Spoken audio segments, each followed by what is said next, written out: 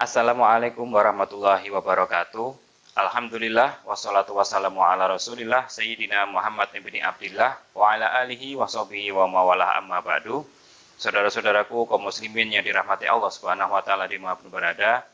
Pada kesempatan kali ini saya akan menyampaikan tentang adab dan kesunahan ketika kita mandi wajib atau mandi besar. Nah, Rasulullah Shallallahu Alaihi Wasallam bersabda, "Idza jalasa baina syu'abihal arba, summa jahadaha, faqad wajabal ghuslu."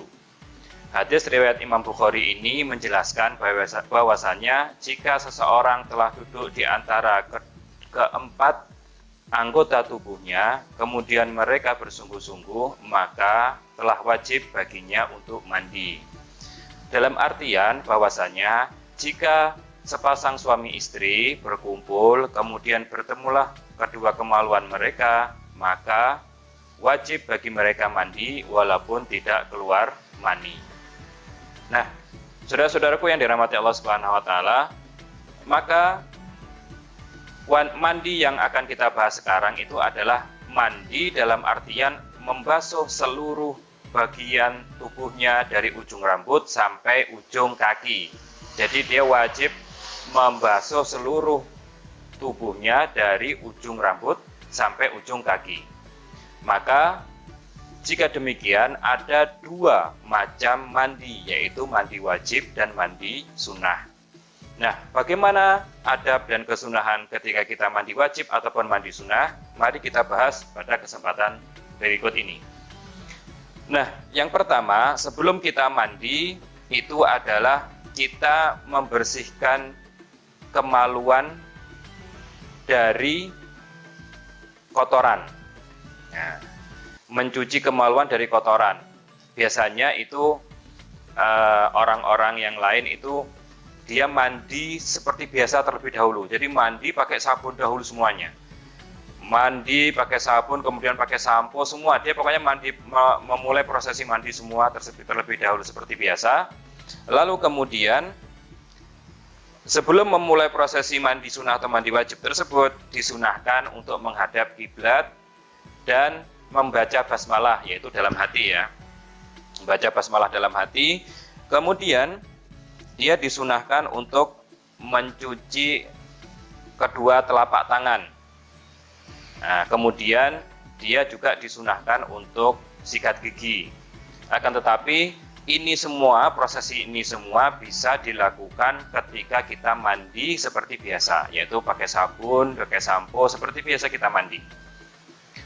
Nah, kemudian juga disunahkan untuk kumur-kumur. Otomatis ketika gosok gigi pasti ada kumur-kumurnya. Nah, ini yang dari sini yang harus kita perhatikan. Yang pertama, setelah prosesi tadi selesai semua ya, bersih-bersih sudah, misalnya kan kita pakai sabun sudah dan lain sebagainya sudah. Nah, kita disunahkan untuk membasuh kemaluan baik depan ataupun belakang terlebih dahulu dengan niat mencuci atau memandikan dua kemaluan tersebut. Jadi kita kita membasuh kemaluan tersebut. Nah, dibasuh dengan niat yaitu mencuci atau memandikan dua kemaluan tersebut. Jadi niatnya saya memandikan dua kemaluan ini agar tidak memegangnya nanti ketika kita mandi, prosesi membilas atau menyiramkan air ke seluruh tubuh. Nah, kemudian selanjutnya setelah kita memandikan atau mencuci dua kemaluan depan dan belakang, kita disunahkan untuk berwudu terlebih dahulu. Nah, di sini dia poinnya, ketika berwudu ini diusahakan kita menutup aurat minimal. Nah, aurat minimal yaitu misalkan pakai handuk aja, misalkan baik laki-laki atau perempuan, yaitu ketika kita berwudu kita menghormati wudu tersebut dengan menutup kemaluan. Kemudian selanjutnya, niat dari wudu tersebut apa? Kalau kita mau mandi wajib, maka niat wudunya adalah wudu sunnah. Ingat ya, kalau mau mandi wajib, mandi junub, itu niat wudunya adalah wudu sunnah. Saya niat wudu sunnah sebelum mandi wajib, itu niatnya. Kalau kita mau mandi sunnah, mau sholat Jumat, mau sholat Idul Fitri, dan yang lain sebagainya, itu kita memakai niat wudhu seperti biasa, yaitu niat membersihkan hadas kecil. Nah, kalau misalkan kita mau dua-duanya, misalkan sebelum Jumatan kita junub atau berhubungan suami istri, maka bagaimana seperti itu?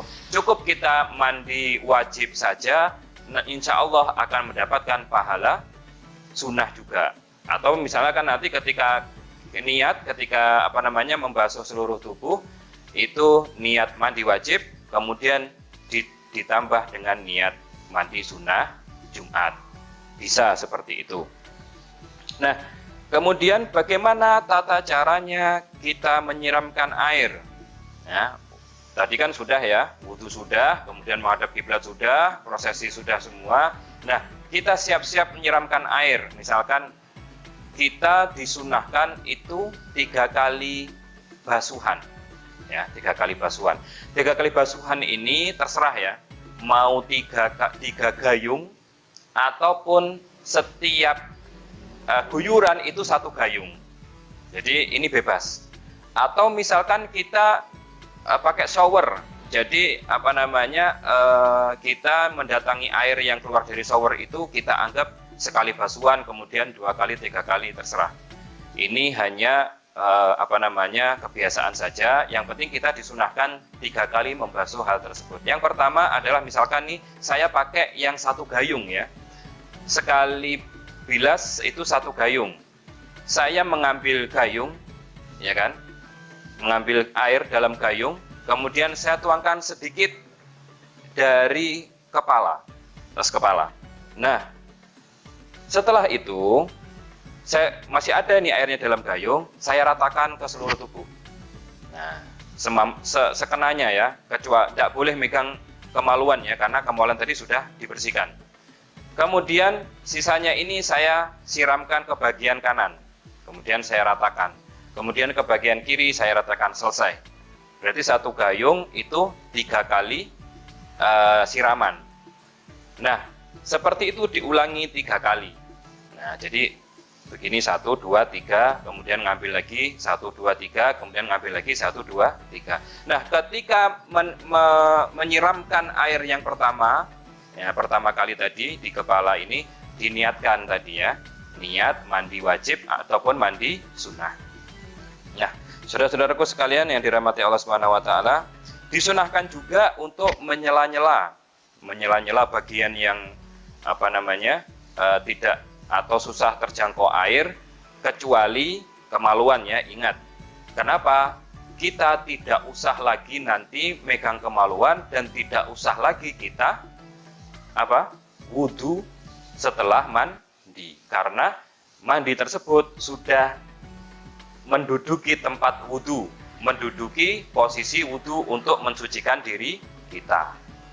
Nah, saudara-saudaraku semuanya, inilah prosesi mandi sunnah ataupun mandi wajib. Jadi mandi sunnah itu tidak harus sabunan dan tidak harus pakai sampo. Karena apa?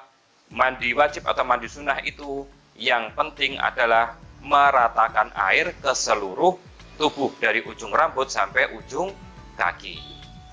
Nah, demikian saudara-saudaraku yang dapat saya sampaikan pada kesempatan kali ini. Semoga bermanfaat. Dan juga pesan para ulama itu, ada juga ulama yang memang dia sangat berhati-hati, yaitu dengan tidak membuka seluruh pakaian ketika mandi, atau minimal dia menutupi 2 lubang kemaluannya ketika mandi tersebut. Insya Allah air pasti sudah mengaliri bagian-bagian yang ada di sekitar kemaluan kita. Walau alam bisawab, semoga bermanfaat. Usikum wa ya nafsi bitaqwallah. Assalamualaikum warahmatullahi wabarakatuh.